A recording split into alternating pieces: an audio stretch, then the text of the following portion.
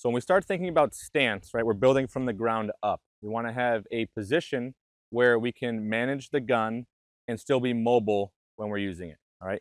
There's three principles that we want to follow with a good stance. We want to have stability, so that's left, right, forward, back stability to absorb energy. Next, we want mobility. That means if I need to move aggressively one way or another, or if I need to change elevation, I can drop down to a knee or come back up. I can do all of that from the position I'm starting in. Okay. Lastly, we want to have a forward weight bias, meaning I want to have my weight shifted forward so that if I absorb energy or recoil from the gun, my body is not getting pushed backwards.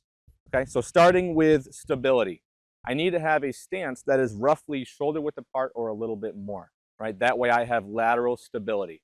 I also want to make sure that I drop a foot back. My feet are offset so that if I get bumped forward or back, I have good stability front and back. With that, I want to have mobility. So if I need to squat down or change my elevation, right? If my feet are really close together or in tight, I cannot drop down and maintain a good position to fire from, all right?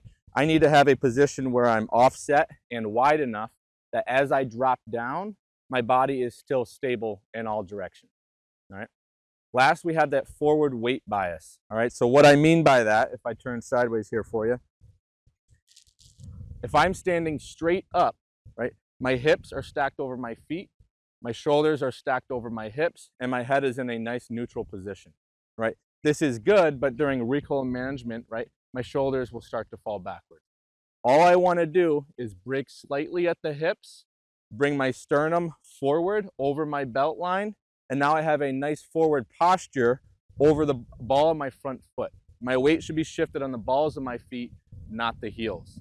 That way, if I take any brunt force from the front or recoil, my weight is still forward, not back. This position, right, I have all three things. I have stability, mobility, and a forward weight bias.